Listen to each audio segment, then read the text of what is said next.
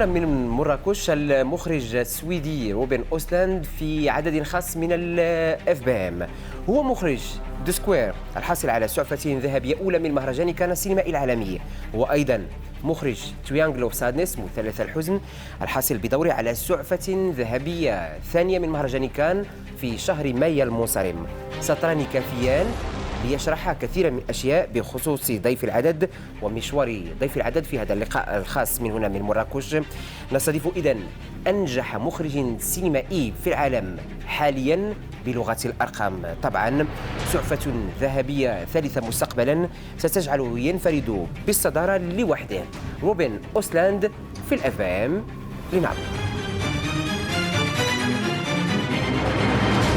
روبن أوستلوند واحد من المخرجين الكبار في العالم، وفي التقديم راني تحدثت على السعفة الذهبية الأولى والسعفة الذهبية الثانية في مهرجان كان. مرحبا بك في هذا اللقاء الخاص هنا من مراكش. Thank you so much. Thank you. السعفة الذهبية الأولى في فيلم دو سكوير في المهرجان ديال كان. Maintenant, si je peux vous diriger, puisqu'après tout, j'ai emporté ce prix, cette palme.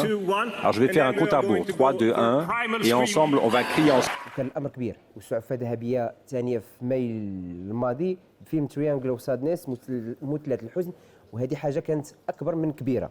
La Palme d'Or revient au metteur en scène de Triangle of Sadness. روبن أوسtlund. على أنه إلا جات مستقبلا السعفة الذهبية الثالثة راها غتكون تاريخية روبن أوسtlund. Yeah, exactly. Yeah, but that was the scary thing. That when you won the first Palme d'Or, then you felt, okay, this will never happen again, and you were just happy that you got to experience this. You know how many great filmmakers that never won the Palme d'Or, and then when you win it the second time, then all of a sudden a small fantasy about it's possible to actually win one more time. And then, but I have been using it a little bit like, you know, when I'm talking to the team about the next project that we're doing, I'm saying, okay, it have to be as good so we actually can win another Palme d'Or. So hopefully it will push up the performance of everybody working with the film. And if it doesn't happen, okay, but at least it have pushed up our performance. What are the biggest challenges in running a museum? We're a museum of modern and contemporary art, so we need to present art that is the art of today, art that is absolutely cutting edge, and the competition is fierce. If you place an object in a museum, for instance, if we took your bag and placed it here, would that make it art?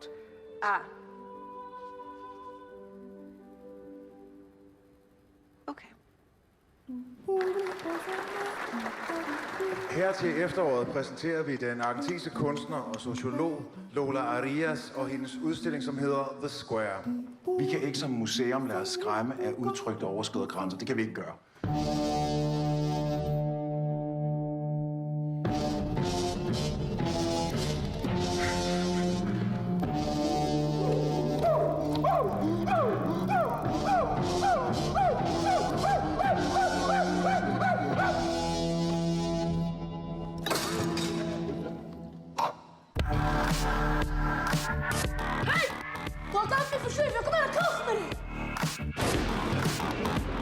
Nu är det dags för mat och vi har dukat fram en fantastisk buffé. Svampfylld rostad majskyckling.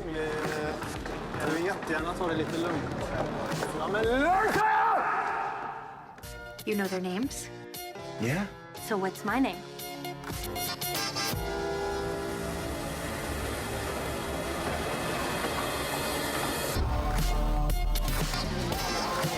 The Square er en frizone, hvor tillid og omsorg råder. I den har vi alle lige rettigheder og forpligtelser.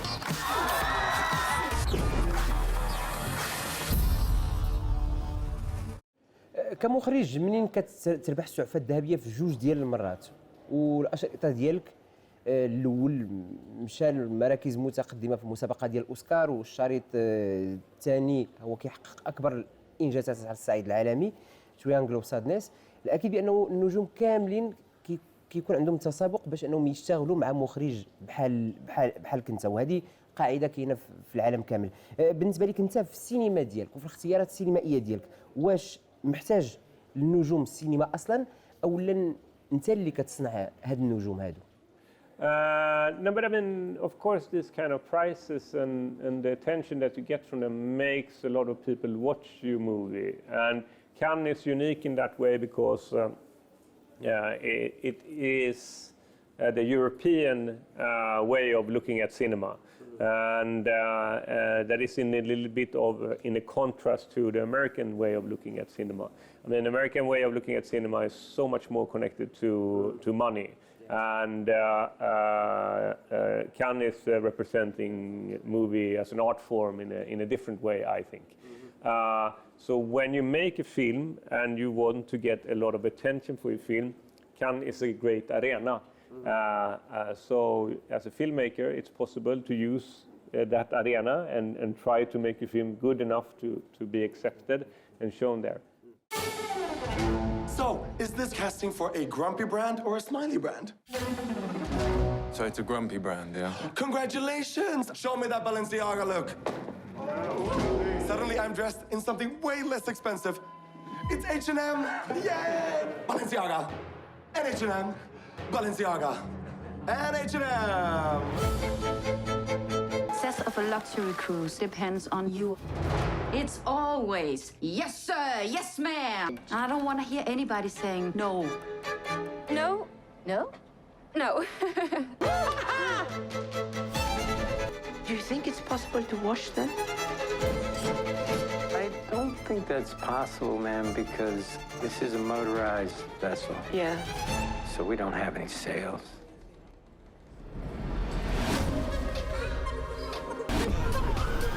The ship is going under. We have to work together, create a good group, good society.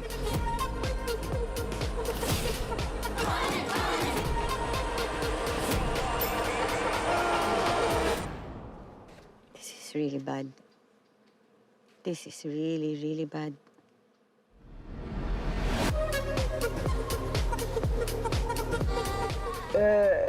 لما كنت شفت الفيلم ديال تريانجل اوف سادنس في كان كنت كنتظر هذه اللحظه باش نسولك على هذه الطريقه باش اشتغلتي على الكاستينغ في هذا الشريط هذا، واش هي نفس الطريقه روبن أوستلند اللي خدمتي بها على الشريط ديال دو سكوير؟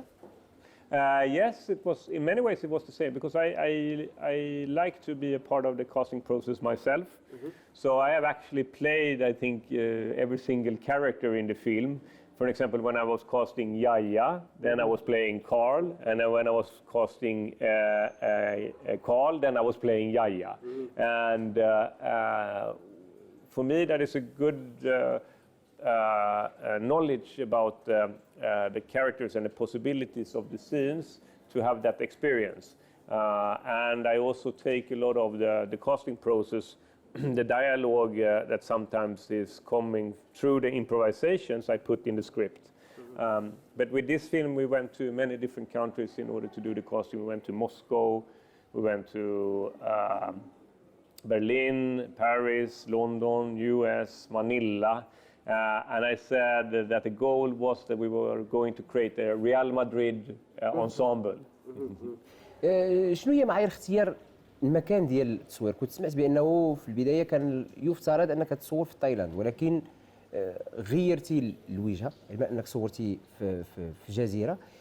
شنو هي الاسباب اللي خلاتك تغير في اخر لحظه القرار ديال مكان اختيار مكان تصوير هذا الفيلم هذا؟ Because it was a friend of ours that have a production company in Greece called Heretic Films, and then he sent us pictures of a beach that is called Hiladou on the island of Evia in the eastern part of Greece, and we felt like this is completely perfect. This is exactly what we need, and it was a beach that we could easily control and so on, and the nature was just fantastic. So, and I also felt like the kind of subtropical deserted island we have seen in movies so many times. So it was more interesting actually to see an island that was more Mediterranean. روبن أوستلند، عندي واحد الإحساس بأنك أنت واحد من المخرجين القلال في العالم اللي كيشتغلوا على أفلامهم وكيبغيو يشوفوها في المستقبل، بمعنى تبقى ديك العلاقة حميمة مع الشريط اللي كتقوم بالإخراج ديالو. وهذه الخاصية اللي الأفلام اللي حاضرة فيها واحد اللمسة ديال الديفيرتيسمون كاين عند مخرجين قلال منهم انت، كاين ميكايل هانيكو. كنظن بانه هذه طريقه اشتغال، والامر مقصود منك انك دائما كتخدم على افلامك كما لو انك واحد المشاهد اللي يبقى عنده علاقه حب مع الشريط ديالو، ينجز فيلم ويبقى يشوفه دائما وابدا. اش كيبان لك في القراءه هذه؟ You know what? One thing I felt when I was making the start of my career as a filmmaker, that I was very connected to the art house scene of filmmaking. But lately I have started to feel like art house is a genre in itself. And it's almost like a romantic comedy. Oh yeah, I do important films about society. Art house cinema. And it was a certain kind of cinema that was not in connection with the audience. And I felt that I wanted to combine the best part of the American cinema that is much more in connection with the audience with the European cinema that is discussing society, that want to provoke thoughts.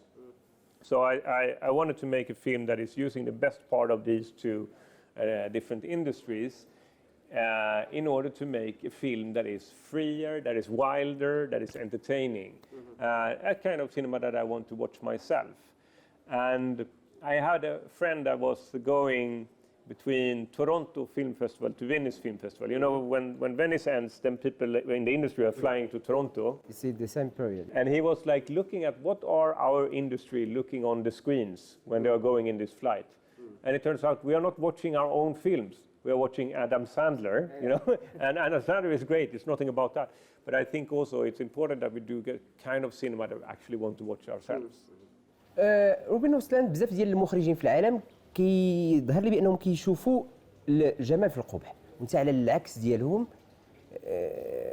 كنظن بانه كتشوف القبح في الجمال. بغيت نعرف منك التعريف ديال الجمال عندك انت، الكونسيبت ديال الجمال بالنسبه لك روبن أوستلند. Well, in this film, I was interested in beauty as a currency. My wife is a fashion photographer. So when she told me about her profession, I got interested in her stories about the models. And she told me that quite many of the models are coming from working class. And I got interested in how beauty can become like a ticket for them to travel in class society. It was one of the aspects that I didn't have been thinking about before, except from money and education that can make a person travel in class society. So I was interested in beauty as a currency, basically. روبن أوستلند في الفيلم فئة المؤثرين لي زانفلونسور كيمثلها هاري ديكنسون والممثله الراحله تشارل بيدين اللي فارقت الحياه في شهر غشت الماضي بعد شهرين من بعد الانجاز ديال المهرجان ديال كان. الفرحه كتحول لمأساة، لا بالنسبه للعائله ديالها لا بالنسبه للفريق ديال الفيلم. ممثله اللي موهبه كبيره اللي فقدناها في السن ديال 32 سنه. الامر كان صعيب حتى على الفريق ديال الفيلم. Yes, I mean, Charlie was first of all a person that was looking forward a lot to present the film to the world, and we were about to go on this tour together, and when this happened it was a shock and it was a tragedy in many ways, of course for our family mainly, but the people that worked with Sholby also got to know a person that was very generous and caring, and she was a team player. So when we now are standing and presenting the film, I often dedicate the screenings to Sholby and ask the audience to really pay attention to her performance, because she also was a great actress. And I was looking forward so much to see where she was going after the Triangle of Sadness. For me, I feel lucky that I got the chance to work with her and get to know her a little bit. سبق لك شفتي فيلم مغربي او عارف امور على السينما المغربيه، وبالخصوص واش مطلع على ظروف تصوير شريط هنا في المغرب روبن أوستلند؟ No, I mean I know a couple of directors that have been here and been shooting the film here. Tarek Saleh is a Swedish director that have been shooting his film Boy from Heaven here. From Heaven, yeah. And then I talked to Jim Jarmusch today, and he had been shooting his film, one of his films in Tangier.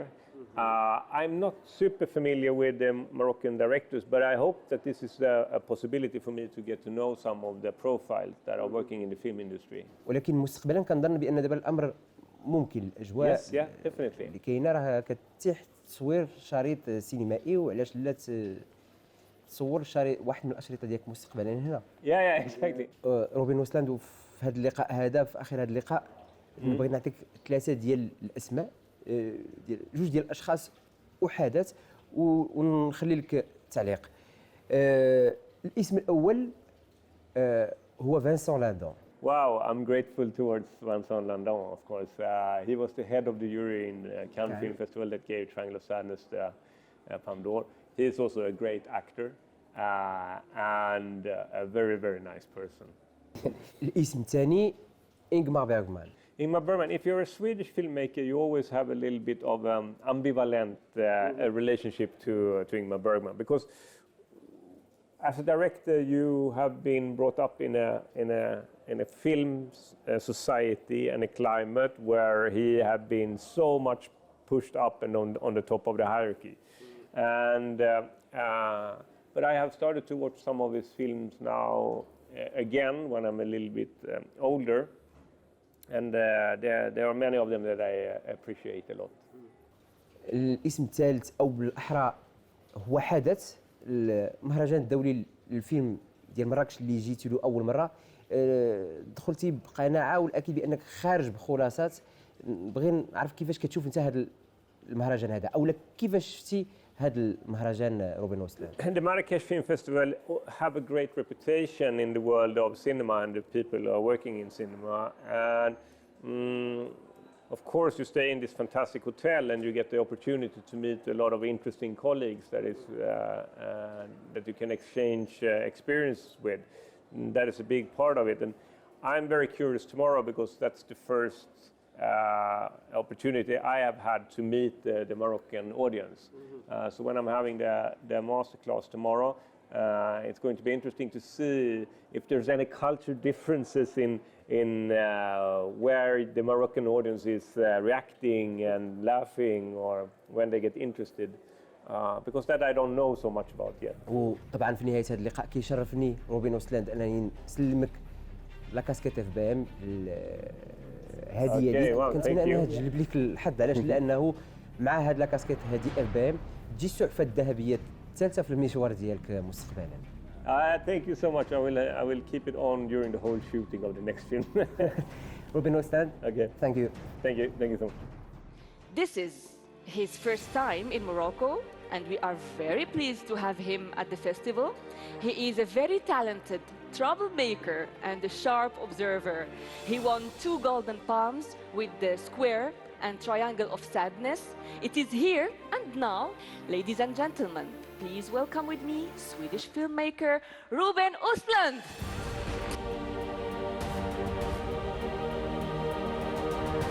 Cinema is our chance to suspend time and space and all that can serve to divide us. It unbuckles, listens to, and celebrates the differences between us. It immerses and transports us, bring us together in compassion and recognition of our similarities. Maybe cinema can make us feel better about humans and about being one among them.